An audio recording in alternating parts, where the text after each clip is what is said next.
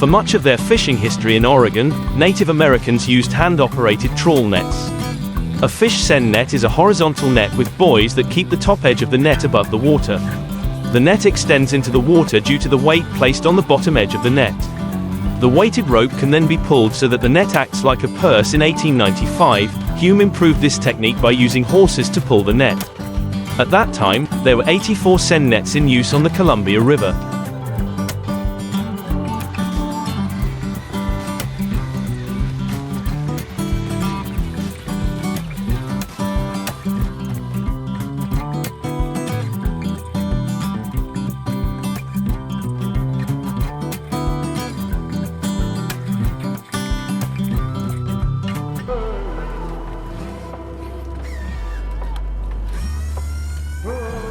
The number increased to 100 by the late 1920s. At its peak in the 1930s, purse seines accounted for about 15% of the salmon catch on the Columbia River. A horse seine team could employ 20 to 40 people and use up to 7 horse teams. Working on the seine is a good summer job for college students, and crews have names that indicate the characteristics of the crew, such as the Oregon State College Seine crew. Salmon caught with seine nets are cheaper at canneries than fish caught by other methods, and most fishing sites are owned or leased by salmon canneries.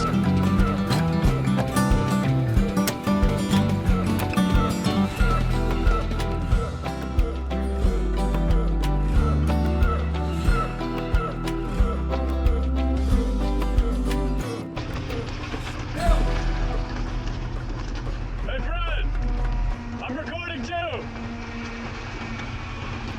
30,000 pounds! This is because I plunged! Seine nets operate from sunrise to sunset, with the best catch usually occurring at dawn. Afternoon is the worst time. On the Columbia River, fishing takes place on beaches and islands that give names to netting locations, e.g., Cat Island and Desdemona Sandbank. The purse seine is caught from a set boat. Form a circle around a school of fish. The net was then dragged throughout the school. Seines were very important equipment on Puget Sound, and by 1905 boats and trawls were mechanized.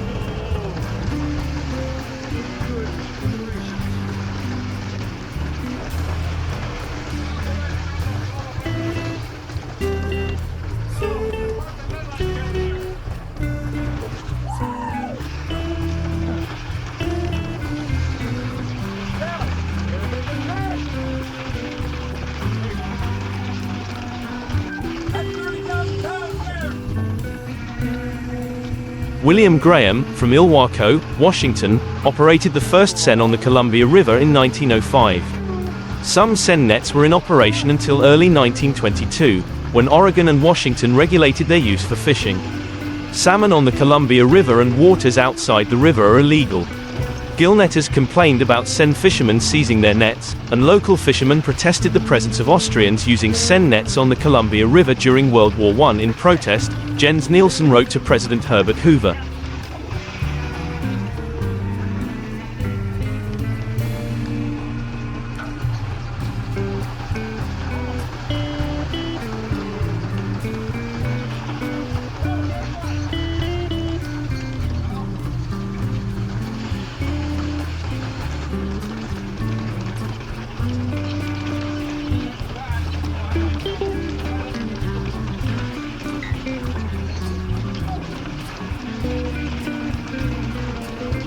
And now the enemies of Austria are allowed to take over this river, not only robbing us of our fish but also destroying our nets. 1948, horse seines and hand seines were outlawed by a petition in Oregon. Seines were outlawed in Washington in 1934 due to the company's competition with the independent fishing family. Purse fishing is a fishing method using purse seines or trawls. A purse seine is a type of fishing net suspended vertically in the water with the bottom edge held by a weight and the top edge buoyed.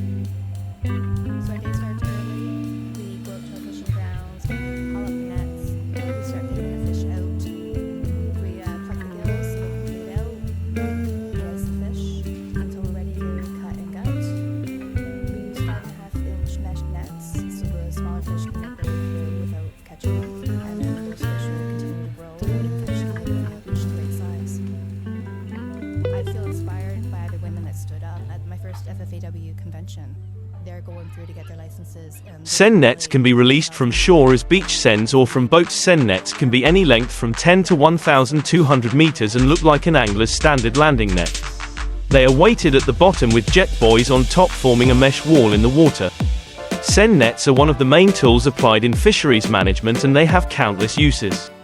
They are primarily used to remove fish from waters for stock reduction or survey purposes. Additionally, smaller nets can be used as stops in ponds. Seine nets are made up of mesh panels sewn together to form a rectangular shape.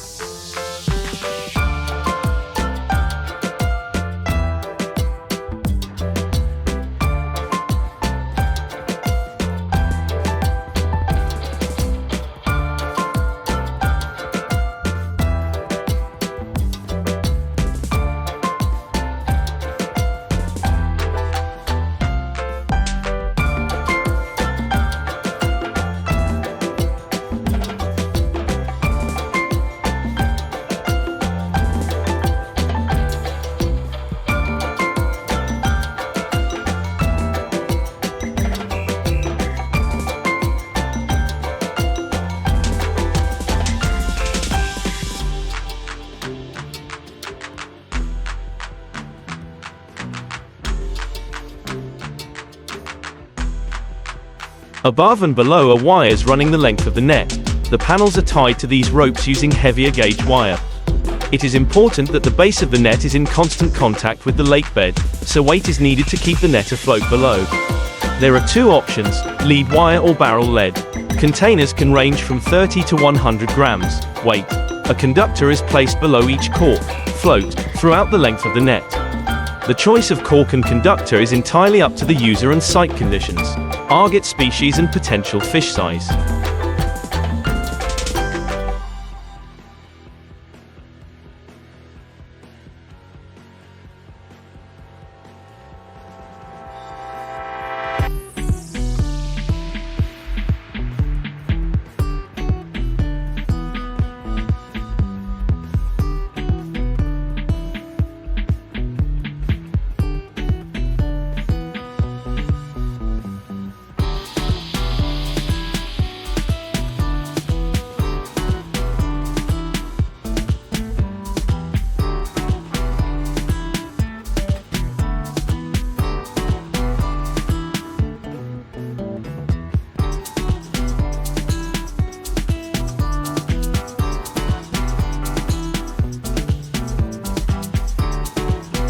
Nets with too large a mesh will end up acting as gill nets, an unwanted and ugly result. Although most gill-netted fish survive if carefully removed, this takes time and will certainly reduce the efficiency of the netting operation. Conversely, if the mesh size is too small, the net will collect large quantities of silt, resulting in problems when retrieving. Also, a large area of net with small mesh can act as a solid wall, something very difficult to pull through water.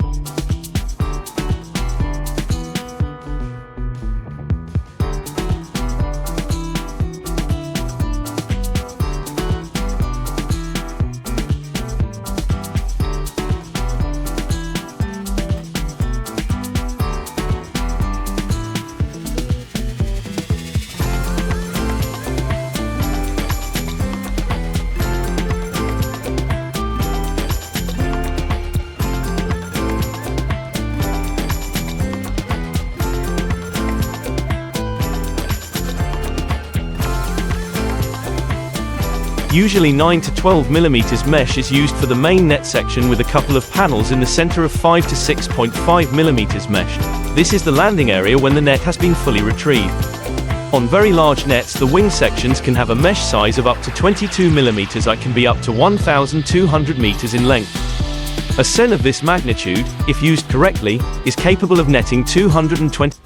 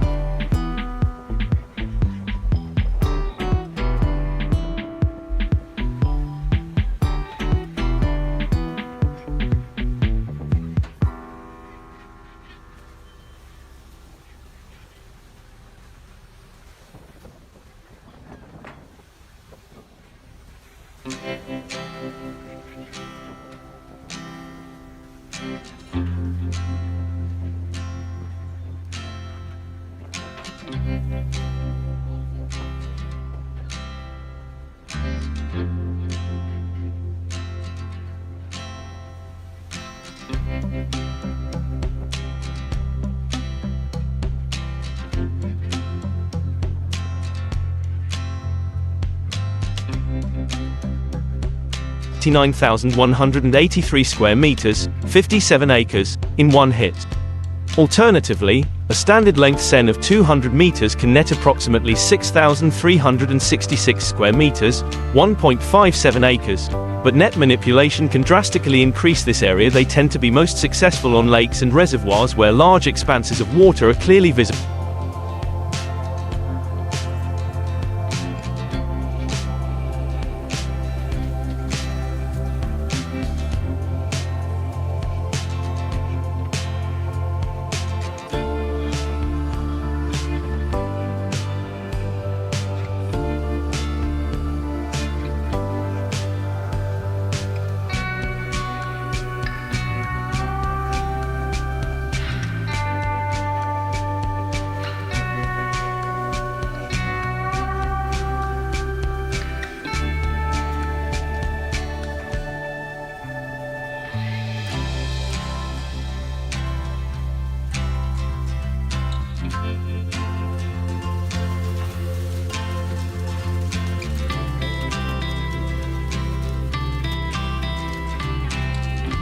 As this allows plenty of working area. As nets are pulled up bank sides, the more area behind the water's edge, the easier the job becomes. Canals can be dragged down with smaller seines and rivers can be surveyed using 2 or more nets applying wraparound techniques. The seine is laid in a horseshoe shape starting and ending on the same bank. It is important that when fed the leads are laid furthest from the bank as this is the natural way the net is retrieved. Incorrectly laid the net is prone to rolling, hence reduce.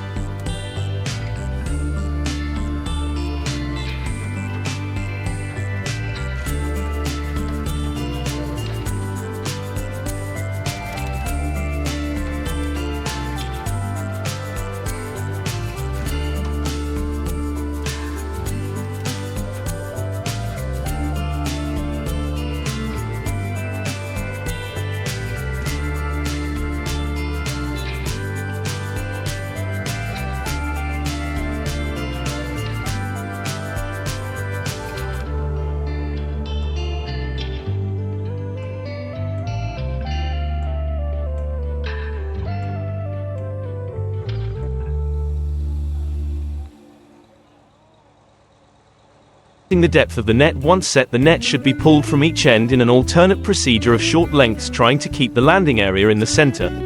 It is imperative that only the cork line is used to retrieve the net, and under no circumstances should the lead line be touched. This will naturally follow the cork line in. The pull will close the net to the center, leaving the discarded net each side of the landing area. When almost in, the leads are pulled from underneath, leaving a bowl shaped, tightly secured from the outside water. Unfortunately, it is rarely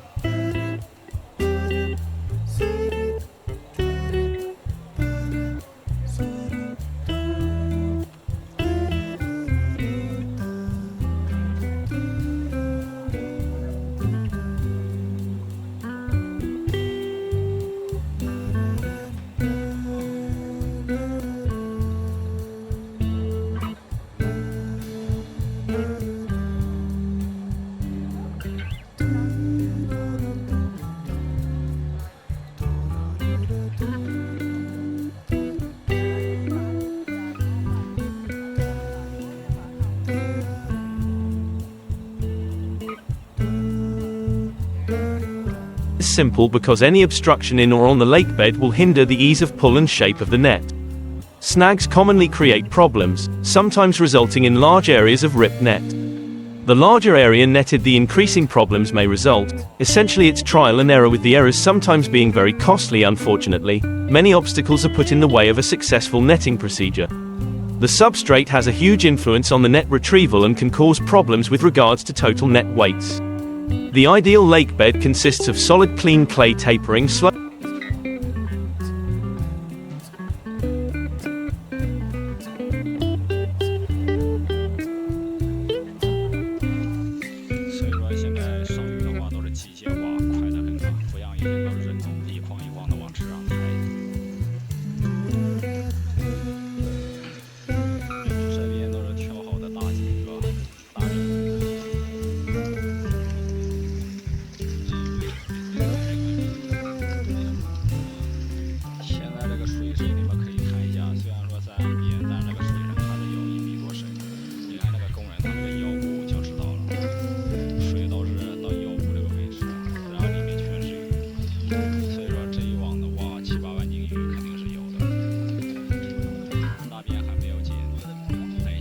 Slowly to the center of the pool, but as many fisheries managers and anglers will know, this rarely exists.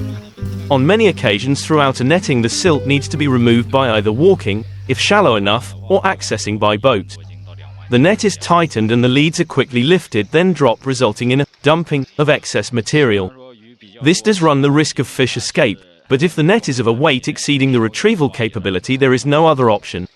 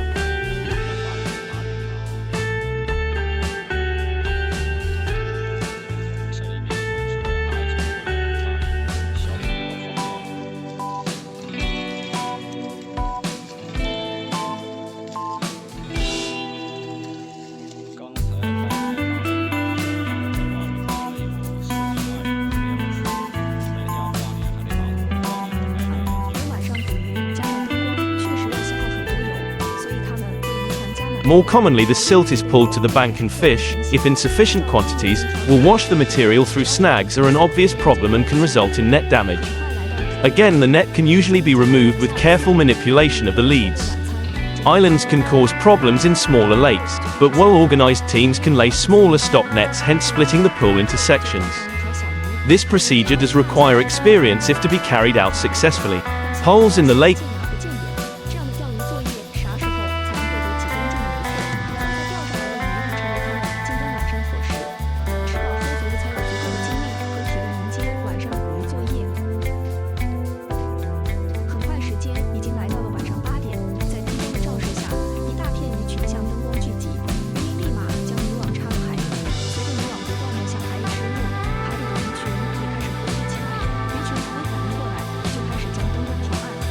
bed can hold large quantities of fish, and if the pool is of a deep nature, there is no solution to this problem. Weed in large quantities will make netting impossible. Finally, large vertical shelves around the lake margin tend to lift lead lines to such an extent that all fish will escape before landing. Time and patience is the only solution, with a very slow net retrieval being the best option. Fish species have different reactions to a seine net. Bream will shoal in the center and follow.